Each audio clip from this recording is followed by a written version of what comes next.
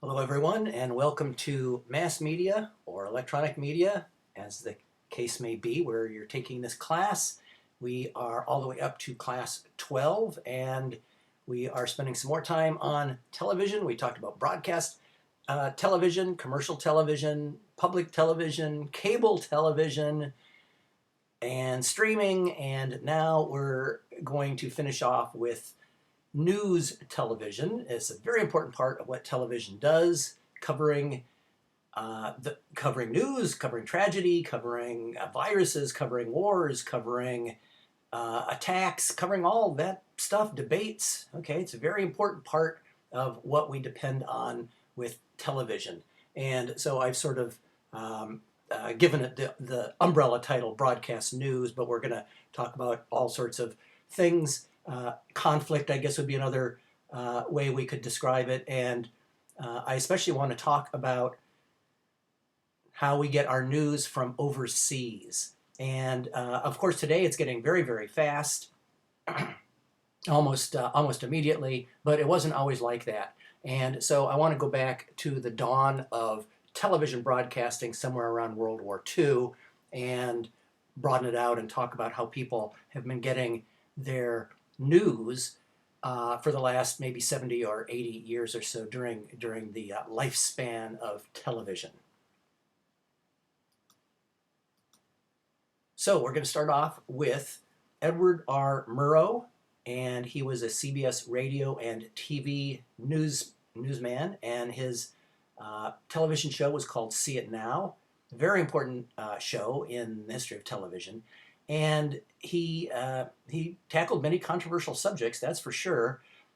He started with World War II, which was not controversial. It's one of those few moments in our nation's history when pretty much everybody was on the same side. Pretty much everybody was, I hate to say pro-war, but we'll call it pro-involvement.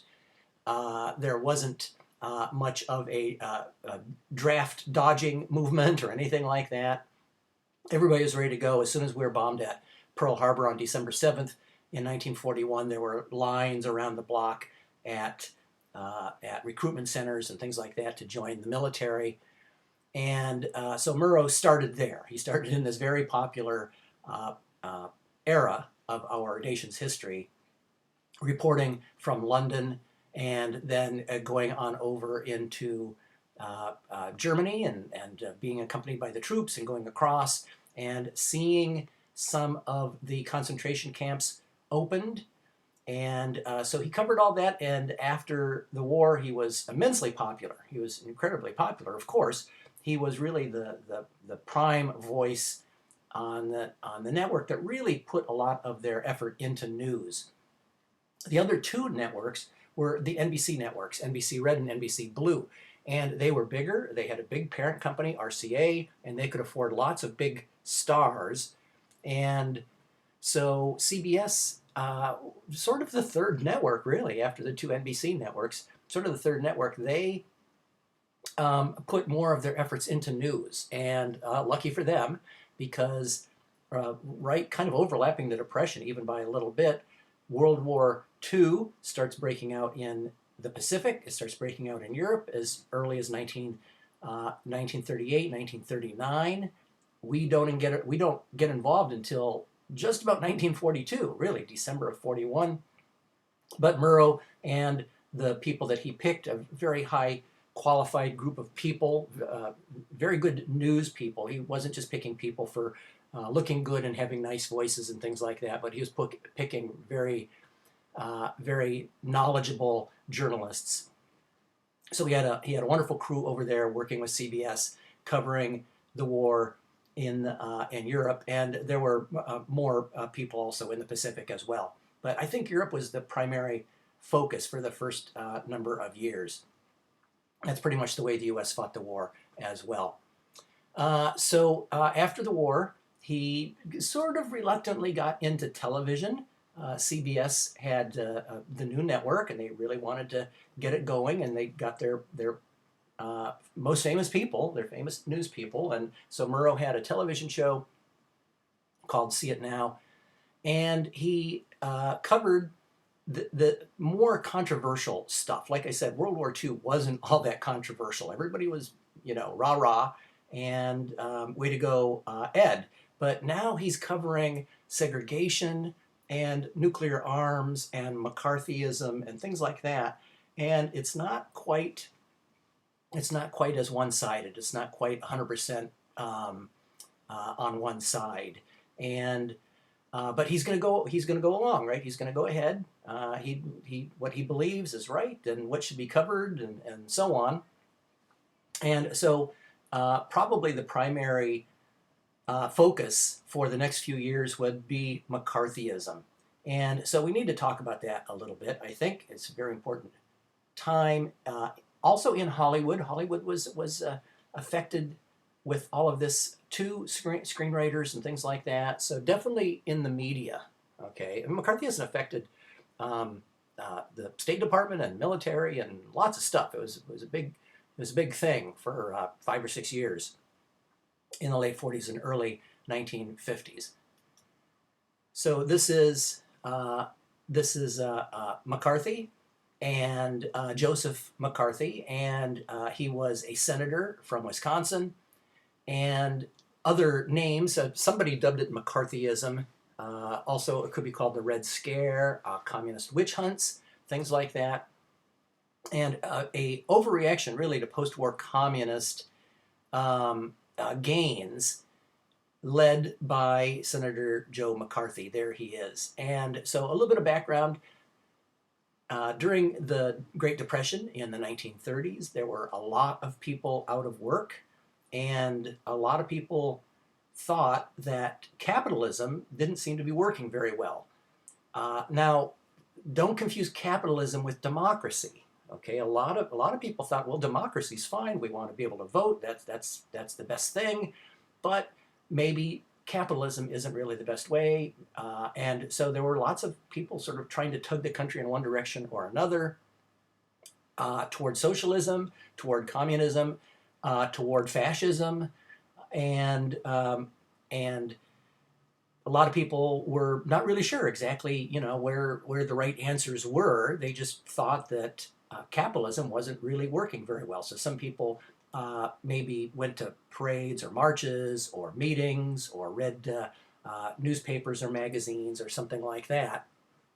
And then when eventually we got through the Great Depression, Roosevelt with his programs, his WPA and all those programs and getting people back to work, and then for sure with the rise of World War II and the government pouring tons and tons of money into factories, making airplanes and jeeps and things like that. Everybody really got back to work. But after the war, there were a lot of people that, and it's interesting, it was almost a quick about face. Remember, during World War II, our allies were Russia, okay, or the Soviet Union.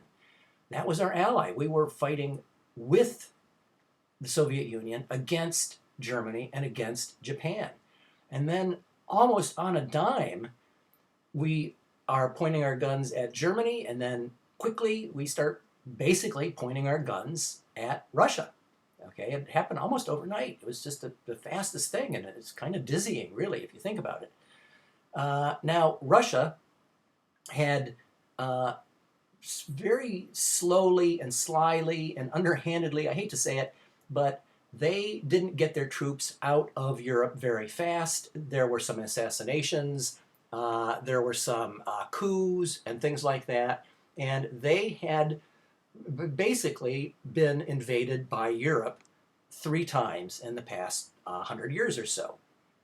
They were invaded by Napoleon and lost lots and lots of people. They were invaded in World War I and lost more people, and they were invaded by Hitler and lost more people. And they are kind of thinking, we keep getting invaded by Europe, but we need a buffer. We need a buffer zone. That's kind of their thought. So their buffer zone was going to be a chunk of Eastern Europe, which would be Czechoslovakia and Poland and Hungary and Romania, and the Soviet Union's chunk of Germany. And Germany was divided up into sectors. There was an American sector and a French sector and British and Russian. And the Russian sector ended up becoming East Germany. And all those governments became puppet governments. All those governments became puppet governments to the Soviet Union. They pretty much took their orders from Moscow, and a lot of people were very unhappy with that. Rightfully so. A lot of people were very, very unhappy with that, and they thought these dominoes are going to fall. If they've got these countries, what's next? Maybe Greece is next. Maybe Italy. Maybe France. Okay, look at what they got. They got a big chunk of Germany and Czechoslovakia. All that. They got all that. And what's next? So a lot of people were very concerned about that. With communist gains, the worry about the Nazis came and went pretty fast. Pretty much from 1940 to 1945, and that was it. And we were kind of done thinking about the Nazis, and now we were back to worrying about the Russians again, being very concerned. Also, in the Pacific, Mao in China was making headway. Also, Ho Chi Minh in Vietnam was making headway. So there was a great deal of thought in the Western governments being Western Europe and the United States, and I guess you could include Australia and so on, that the communist gains, and we need to stop it. And there are communists everywhere. There are communist spies, and very likely there were communist spies in the United States trying to steal our nuclear secrets. Very likely we had spies in Russia as well. That's just the way the world is. But in rooting out the communist spies and sympathizers, that was kind of another thing. People that were possibly socialists, or possibly communists, or possibly sympathetic, or even liberal, would be thought to be communist sympathizers. Now, let's complicate this. During this era, the United States, for African American people, was very segregated. There were separate schools, separate places to eat, movie theaters. They'd have to sit in the back of the theater or up in the balcony, riding in the back of the bus, all that sort of thing. It was called Jim Crow laws. They were pretty much legal throughout the South, and segregation was pretty much the law of the land, separate but equal.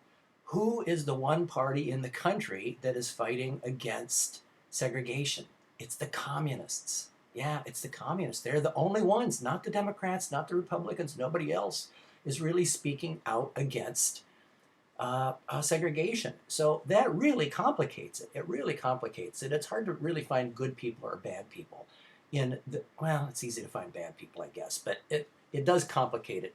And you can see how you could say, well, gee, the communists are the only ones that are trying to, desegregate and fighting for the rights of African Americans and all that sort of thing. Now, the communists were taking orders from Moscow. The American Communist Party was still taking orders from Moscow. They were a bit of a puppet organization. They weren't really a government or anything like that. So there we have it. There really are spies. There really are Russians. There really are puppet governments. They really are taking over some countries. And here in the United States, it gets very, very, very, very intense and very deep. There are people are asked to turn in their friends. Okay, that's where it gets really ugly. Are you now, or have you ever been a member of the Communist Party? And how about your friends? Did you go to any meetings? People are called to Congress to testify. And some people would say, yeah, I was out of work. There was the Great Depression, and I went to that meeting, and I read that magazine. But I voted for Roosevelt, and I fought in the war, and now it's 10 years later, 15 years later, 1948, 49, 50. And then you are there in front of Congress, testifying in front of McCarthy's committee and congressional committees, the House Un-American Activities Committee, things like that. And now you're asked to name names. Who else was there? Whose house was that meeting at? And they might be your friends. So really think about turning in your friends. Think about going out over the weekend, doing something illegal. If you're not 21, you get some alcohol, get some beer, something like that, and you get pulled over, and they say to you, who bought the beer, who bought the alcohol, and it's like, well, I know I'm not 21 and I shouldn't have this alcohol, but do I really have to tell? I mean, this guy, we gave him some money, he bought the beer for us, and then they're saying, well, you have to, or this is going to go on your record, and you might have trouble, with college and jobs and things like that. So it becomes a real crisis there in your life. Do you turn in your friends? Do you turn in your friends, or do you say, I'm not going to tell on my friends? If you want to, take me in, but I'm not going to tell on my friends, or not. And that's what a lot of people had to go through, really. This really moral crisis of really turning in your friends. That's where it got really ugly. Blacklisting really affected Hollywood quite a bit, and a lot of show business. And that's because the heads of the studios and the heads of the networks said, we can't just fire our employees for being communists or being former communists. And a lot of them say, well, I'm a former communist, but I'm not a communist anymore. And there's nothing against the law with being a communist. Okay, communism is not against the law. Fascism is not against the law. None of that. Socialism. Today, you can be a communist, you can be a fascist, you can be any of those things. You just can't be violent about it. You can't take up arms. If you want to vote for fascist candidates or for communist candidates or socialist candidates, you are free to do so. Free to do so. You just can't pick up guns and try to take over by force. And so the studio said, we can't just fire these people for being communists because it's not against the law. And they said to Congress, make it a law. You have to make it a law to make it illegal to be a communist. And then if you make it a law, then we can fire all these people. And the Congress said, no, we can't do that. It probably wouldn't pass muster with the Constitution. And probably the Supreme Court would have a say in that. So there they were. They were kind of stuck. And so what they did, they kind of did this backdoor thing. And they didn't fire people. They just didn't have any more work for people. They just said, well, thank you for that script. It's a great script, and we'll let you know if we need anything else from you. Okay? So that is a blacklist, a secret list. And so they're all of a sudden not going to hire certain entertainers, certain writers for possibly, maybe even in their past, maybe even not currently, being communist or sympathetic to communists. And so they weren't technically breaking the law. Okay, you see what was going on? They weren't really technically breaking the law. They didn't fire anybody for being communists. Otherwise, then you go get a lawyer and you sue them and you say, I got fired for not doing anything illegal. So a really ugly time in American history. People, almost like the Civil War, brother against brother, pretty much, being told to tell on your friends. And also, there are people are taking loyalty oaths, and there is guilt by association. So some people are being fired because their uncle or brother or father was a communist. Not them, but they are associated with communists. So, wow, that's pretty tough. That's pretty ugly and pretty tough. So, in the midst of all this, there are a number of writers, especially, and there were 10 of them. The Hollywood 10, they got dubbed pretty fast in the press, and they refused to testify. And you pretty much have to testify, okay? If you're under oath, Congress is like the courts, okay? If you're called to testify, you have to. And so they were held in contempt. A lot of them did a little bit of jail time, not very much, about a year maybe, and they weren't really out in the sun busting rocks or anything. And then when they got out, of course, they were blacklisted. So the most famous of the bunch was Dalton Trumbo. That's him right there.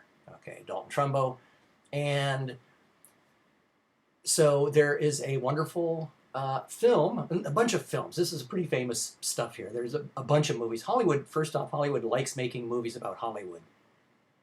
So there are a number of movies about all this. I've linked to a couple of them. One of them is called Trumbo, starring Bryan Cranston, that you might know from Breaking Bad.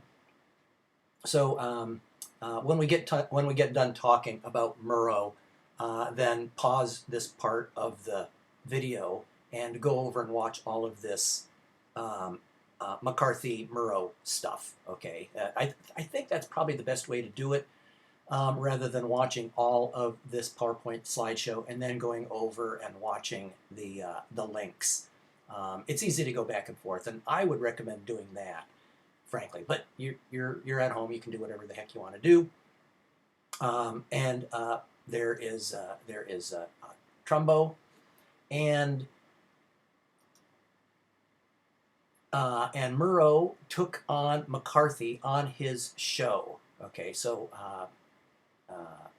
well, let's talk about fronts here before we go back to Murrow. A front, there it is, clean writer, turn in scripts for blacklisted friends. So hey, put your name on my script.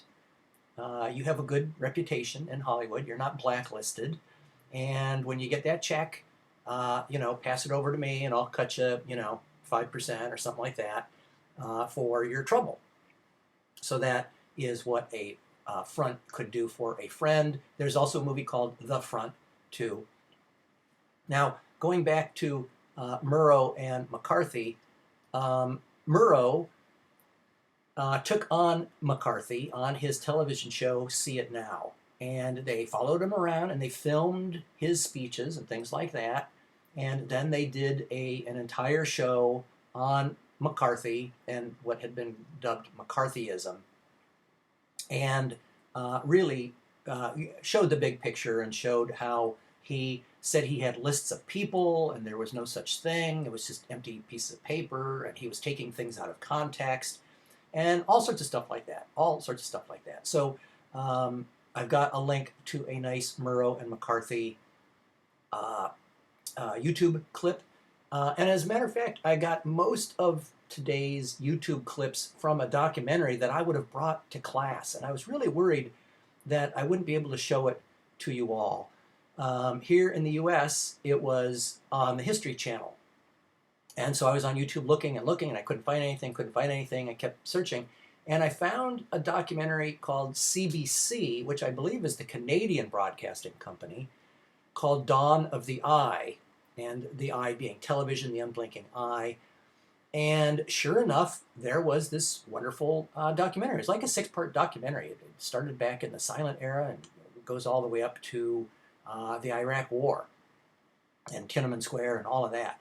And so I recorded that years ago, and that's what I would have been showing. And I thought, oh darn, I'm not going to be able to show that. And there you go. It's all right there. It was all right there on YouTube. So I was very happy about that. And you're going to get to see everything that I would have presented in class. So you can watch that stuff on Murrow and McCarthy and all of that. There is a Murrow film called Good Night and Good Luck. And so Good Night and Good Luck is a film made by George Clooney a few years ago. He doesn't play Murrow. Another guy who plays Murrow does a really good job. I mean, it's kind of eerie how good he is doing Murrow. But there's Bryan Cranston as Dalton Trumbo in Trumbo, and there's another film. Woody Allen's in it. He doesn't direct it, but he's in it, and it's called The Front. So I've linked to Good Night and Good Luck and Trumbo and The Front, and check those out. And then if you want to, you can write papers about them and so on as well.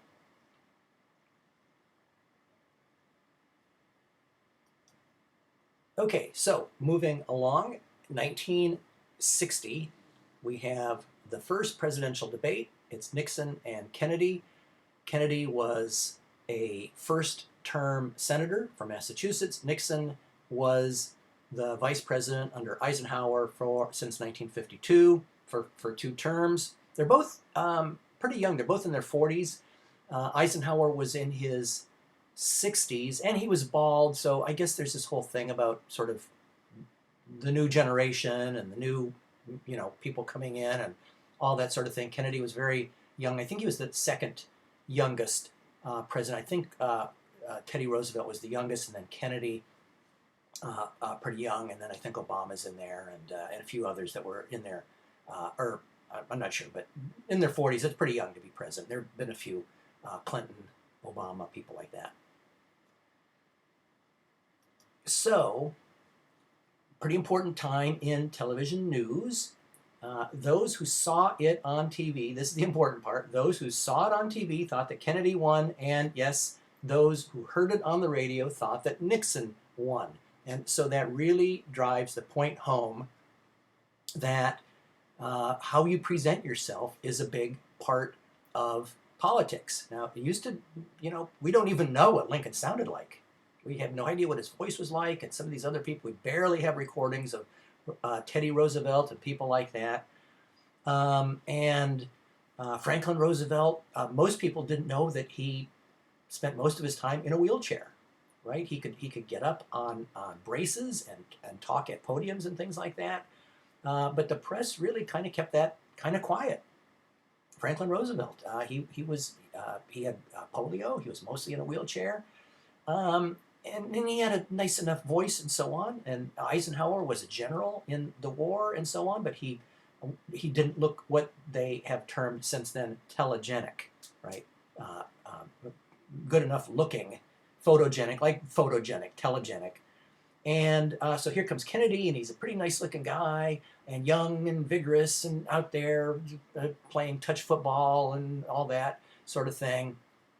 And this is when television really shows that how you look and how you present yourself is going to also be very important going forward. Maybe not so much. We've had presidents with beards and giant mustaches and things and sideburns and overweight and bald and all that kind of stuff. And it almost didn't seem to matter that much. But from 1960 on, it's going to start to seem very, very important. The next momentous part of our television news coverage is when Kennedy is assassinated, November 22nd in 1963. There he is right before the assassination in an open-aired car driving through Dallas, Texas. And after he was assassinated, there were 4 continuous days of commercial-free television coverage. So that was pretty rare. Television was pretty new, only about 14 or 15 years old at that time. Most people were still watching on their first TV. Let's put it that way. Most people, they would have watched that on the very first TV they ever bought by 1963. So that was a pretty important time, and television really came of age. They really had to grow up fast, and they managed to do it. And remember, there's no satellite dishes or wireless or any kind of that kind of stuff. They had to do the funeral and all of that with cables and miles of cables and all that sort of thing. And they really pulled it off quite well. And the next time something like that would happen would be many years later, 40 some years later, when the 9/11 attacks on the World Trade Center, September 11th in 2001, 9/11/01. And then same thing, only now we have cable, but everything stopped, really. No commercials. Nobody wants to advertise a product on TV during something like that, during something so awful like that, an assassination or a terrorist attack. So let's talk about how fast we get our news, especially from overseas. From here in the U.S., pretty fast. Now remember, back during the Civil War, there would have been telegraph lines and things like that. So it would have been pretty fast, but not quite, instantaneous. And part of the thing that happened in the Civil War was the line could get cut. It wasn't wireless, so the line could get cut. And we talked about, when we talked about journalism way back in our first or second class, we talked about the pyramid style of news. And part of the pyramid style of news is you give away the ending first. right? There was a battle fought at Gettysburg and whatever thousands of people were killed. And then they get into the details. And that's because the lines could get cut before they could give all of the news for that battle. So anyway, going forward from the Civil War, telegraphs and things, and then we finally get wireless telegraphy, as it was called, wireless telegraphy, which is radio and so on. Sometimes they call it the wireless. So we are getting news just about the same day. Now, when Murrow was with the troops and they went to some of the concentration camps in Germany, he would go there. He could talk to people. There was no portable recording that he was going to do, no small tape recorders or anything like that. So he would go there, he would talk to people, photographers would take photos, newsreel people would take film of all of that. But then Murrow, in order to be on the radio, would have to go back to the radio station, write his story, and then broadcast it. And he would need to have a radio tower and all that, right? Antenna and all that sort of thing. So same day, but not, same hour, I guess you could say. Also, there were newsreels, as I said. There would be 16 millimeter, for the most part, black and white film units going out. The movie studios had film units. There's a British Pathé company. They were a film unit, and there were Paramount News and things like that. And so then you would see actual film from World War II in a movie theater, probably a week or two later. Okay, probably a week or two later. Not very fast. That's the point. Not very fast. Takes a little while to go out there, film the stuff, process it, edit it, narrate it, get it across the ocean, whether it's going across the Pacific Ocean or the Atlantic Ocean. And this is going to hold true all the way up to Vietnam, right? All the way up to Vietnam, stuff's going to be shot on film, and film has to be processed. Okay, so radio's pretty fast. Radio's about the fastest thing at this point. So Korea, 51-53, it is filmed for television.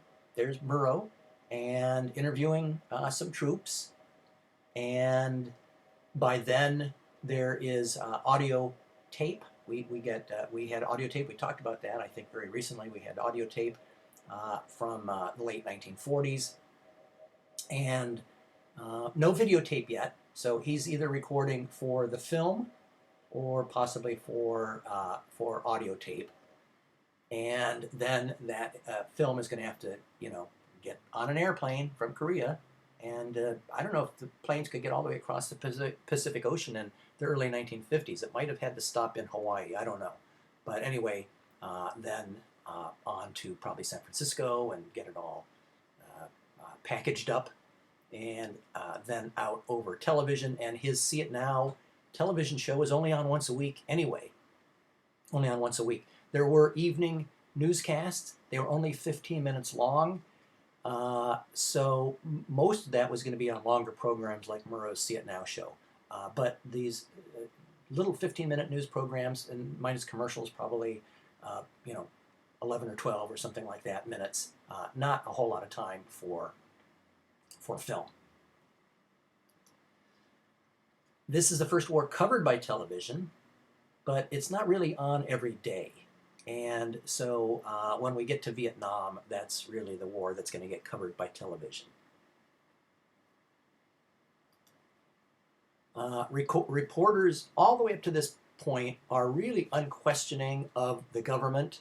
They are sort of self-censoring.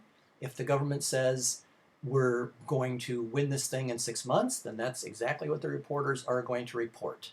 Okay, they're not really questioning the government or the military or anybody. It's kind of like we're all in this together. And that's certainly the way it was for World War II. Very patriotic. Not like, what happened with that battle, General. There was nothing like that. There's nothing like that. If there was a bad battle, then it was a bad battle. But the press certainly wasn't going to put the government or the military under the microscope and asking them what the heck went wrong, right? We're kind of all in it together. Okay, but this is all going to change when we get up to the Vietnam War. So interestingly, for the first time, more Americans are getting news from television than newspapers. And I don't have the figure. I wish I did. I probably could look it up when more people were getting their news from the internet, possibly, than from television. And I don't know if that has happened or passed or hasn't passed or whatever. I do know that lately, a lot of people are back to watching national television newscasts and things like that. Their ratings are as high as they've been in a long, long time. Anyway, Vietnam War, and it had been going on. France was battling with the North Vietnamese communists in the 1950s, and we had sent advisors over to Vietnam and so on. But when we really weren't just advising, but when we had combat, would be from 1965 to 1973, and it was dubbed the First Living Room War. It could be on while people were watching or while people were eating dinner, right? The national newscasts, for the most part, come on at 6:30 in the evening. And so a lot of people maybe were sitting around the dinner table, and maybe the news would come on and you'd see war stuff, okay, war footage.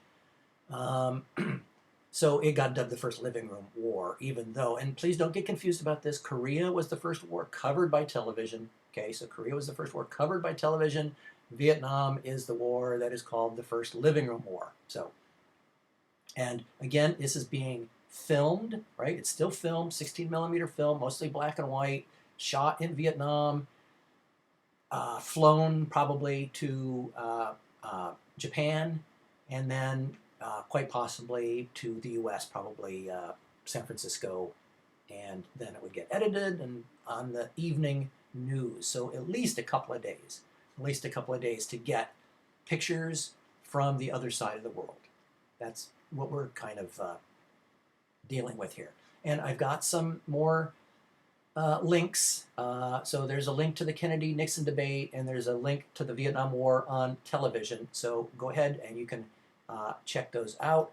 But first, for the Vietnam War, also importantly, this is the first time that the press is really questioning, almost adversarial with the government. You said we'd be out of here by Christmas, and we're still here. And what's going on? And why aren't we? And what about the South Vietnamese government? And what about corruption? And what about this? And what about that? And the press is not the friendly, we're all in this together, like Korea and like World War II. So this is a big change, big change in the press and in the country, really, right? And that's part of what the press is supposed to do. They're supposed to be the watchdog. They're supposed to be the watchdog. It's dim, it's twilight, and they've got this big bright light, and they could shine it on the war. They could shine it over to racial problems and segregation. They can shine it over to opioid, right? They've got this big bright light, and where they shine that light is going to get seen. Okay, that's going to get seen. So that's how I think of the press. It's not really dark, but it's pretty dim out there, and the press has a big bright light, and where they shine it, it's going to be seen by everybody and reported. And so they are not so sure, right? That, 1965, 66, we're still here. 67, we're still there. It doesn't look any better. More people are dying in 67 than in 66. More people are dying in 68 than in 67. And the press wants to know what the heck's going on. So that's a big change, right? It's a big change in the relationship between the press and the government and the military. And it's pretty much still with us today. So in 1980, we have an Iran hostage crisis. It's got a big backstory, but basically what happened was back in the 1950s, the government in Iran wanted to nationalize the oil industry. The U.S. didn't think that was a very good idea, so our CIA helped the government to get overthrown so that a government more friendly to the United States and to the U.S. and to oil companies was put into power. The Shah was put in with his family, And by the way, Shah has the same root as Caesar and Tsar and Kaiser, right? So all three of those words have roots with Caesar and Julius Caesar and the Roman Empire and all that. So anyway, the Shah of Iran, he is still in power. There is an uprising. It's a student uprising, but it's also kind of a religious uprising. The chief religious leaders in Iran, which is primarily a Muslim country, and the chief religious leaders, they're actually coming back from overseas where they've been sort of away, right, trying to stay out of prison and all that. They come back from Paris and places like that. The government is overthrown. There are riots in the streets. The Shah leaves Iran, and he comes to the U.S., and they want us to give him back. And we decide we're not going to give him back to Iran. We know for sure that he would probably be hung or shot or something like that. So we refuse to do that. They get very angry. The student and primarily student protesters overrun the U.S. Embassy and take hostages. They take a number of hostages from the embassy, and they are held hostage. They're really embassy personnel. There might be a few military people, but mostly they're diplomats and secretaries and people like that. And they are held for 444 days. And President Carter can't really get them out. Eventually, Ronald Reagan is elected president, and kind of thumbing their nose at Carter, the Iranians release the hostages on Reagan's inauguration day. So that was done very much on purpose to do that. So this is covered by satellites. This is the first conflict covered by satellites. That's what's important here. First conflict overseas, practically on the other side of the world. Satellites now, it's pretty darn fast. Now satellites are big. They are almost 20 feet. The dishes are almost 20 feet across. So it's not something you can do from just anywhere. You go, you record your story, and then you got to get to the dish, and then you can uplink it to the satellite. So again, it's not from anywhere.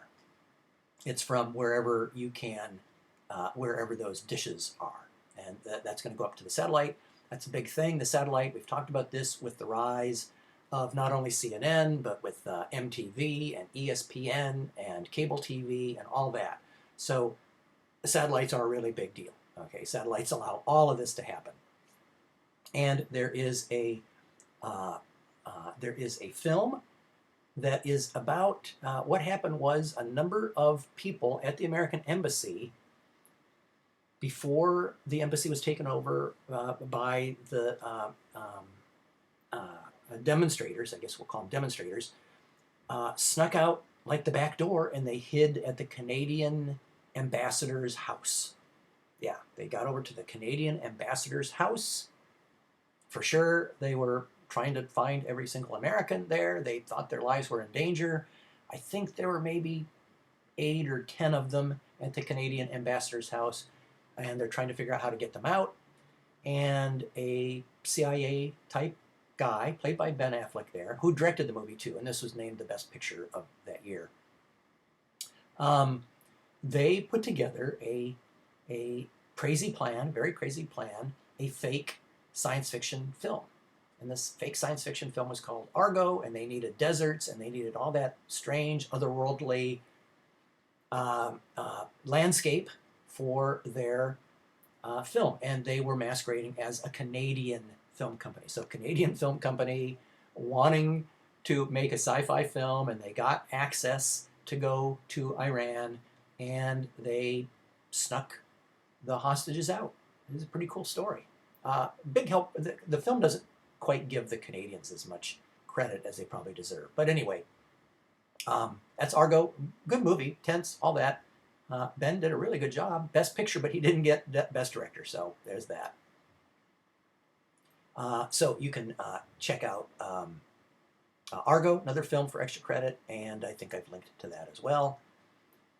Next up, we have Tiananmen Square, also on the other side of the world. All these things are far, far away. They're not even in Europe. They're far, far away.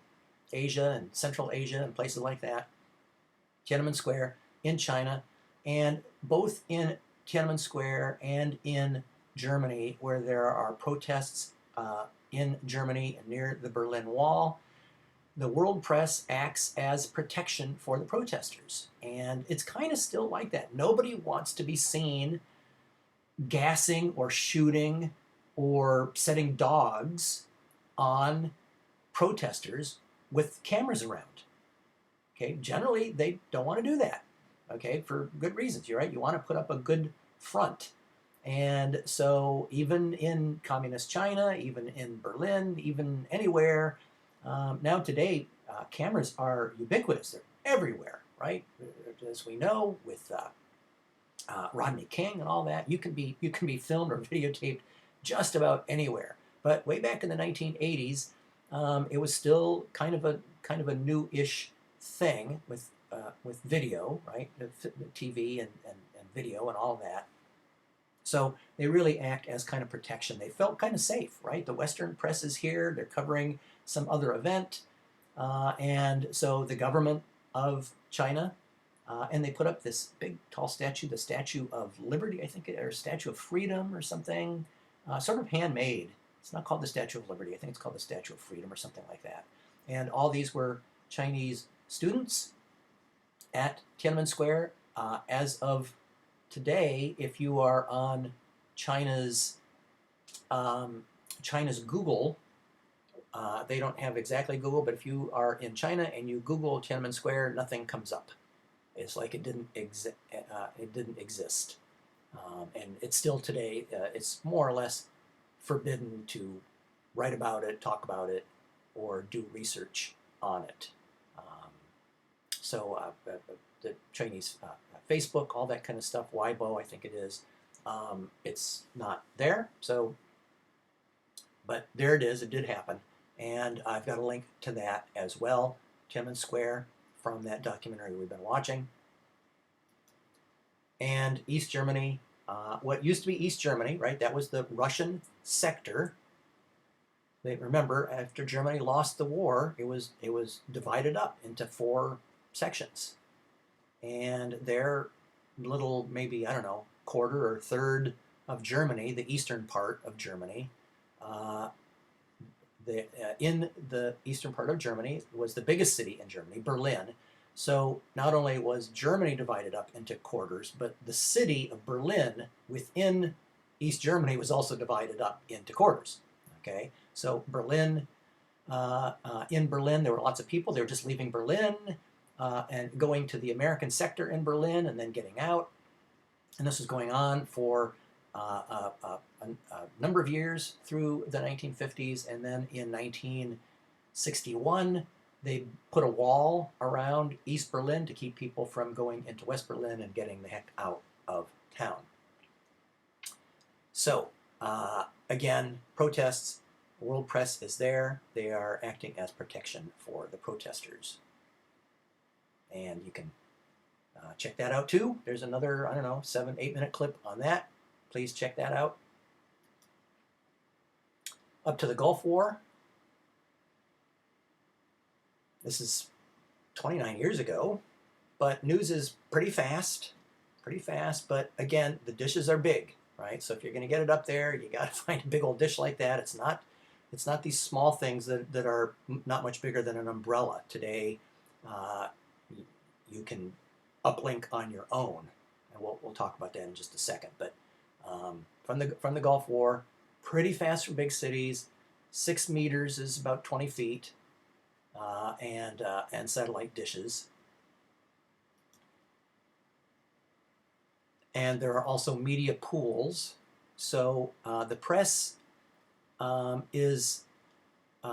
everybody's not allowed to go wherever the heck they want to go, basically.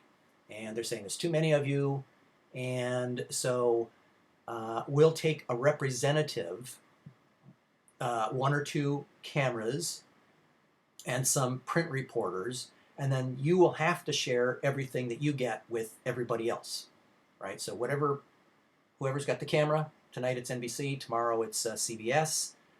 And so whoever's got the camera, then you have to share everything. So that's a media pool. And that's partly how they kept the press in check. Some sort of snuck in and found their way into Baghdad on their own.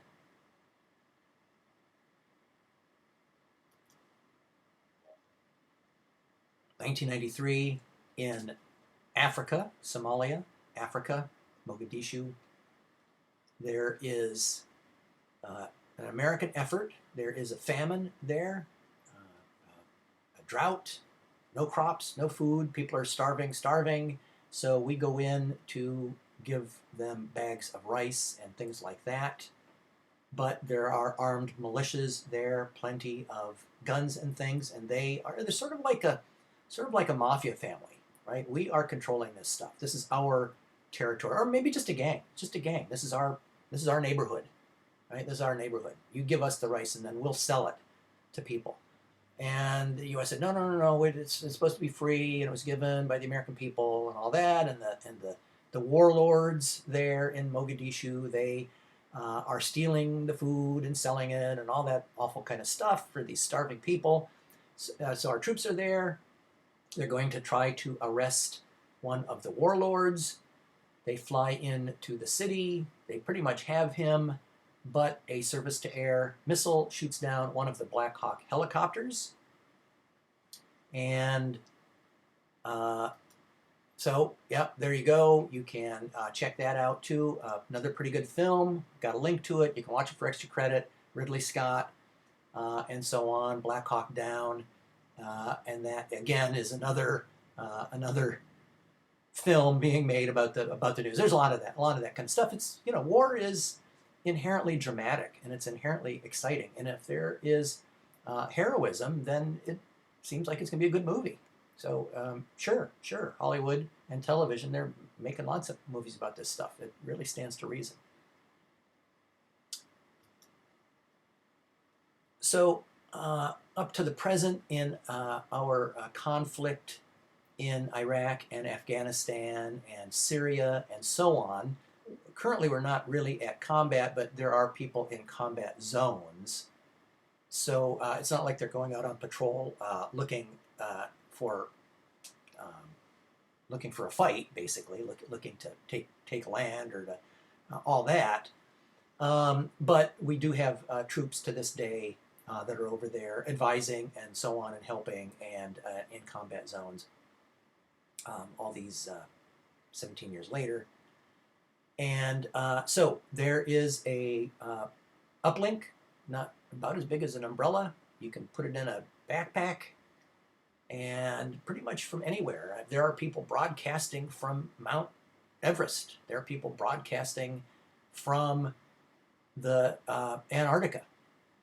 Okay, so it's not high def.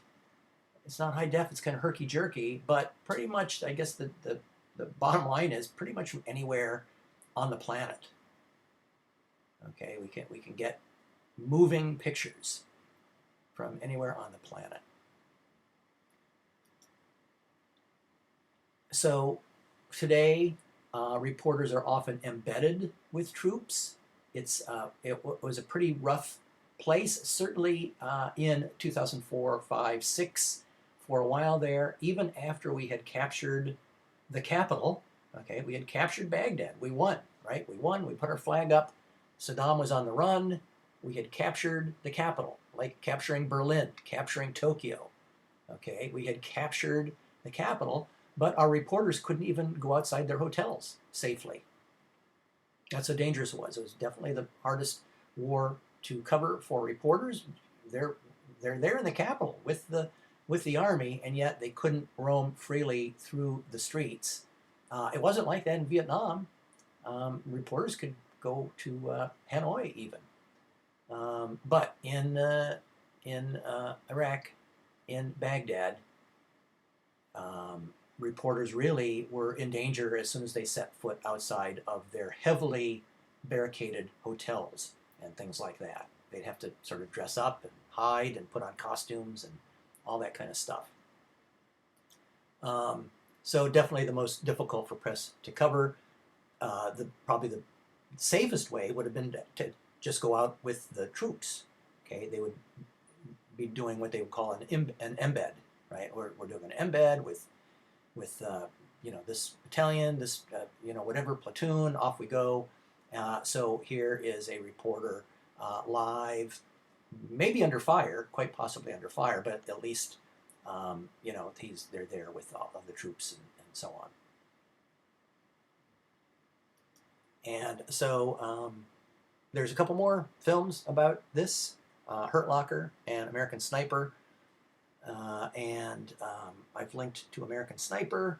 And I have a documentary on Iraq War journalists. And I have the link. It's an hour. I don't expect you to watch the whole thing. It's pretty good. You can watch as little or as much as you want. It's like I say, it's quite good. And journalism is, I think it's inherently can be quite exciting, really, if you're looking for action. Boy, I think aside from being in the military, I think being a journalist might be a pretty exciting career. But I know it's an hour, and I don't expect you to watch that. The other clips are 5, 6, 7, 8, 9, 10 minutes. They're quite good. I would have been showing them in class, so if you really want the entire classroom experience, please either watch them now, or I hope you've been watching them throughout the lecture. And I think they're pretty good, that's for sure. In the meantime, that is it for today. We only have a couple more to go. We're going to finally get to the computers and the internet. We're going to spend 2 classes on computing and the internet. It's a big topic, too. And that is it for today. Thank you so much for joining me.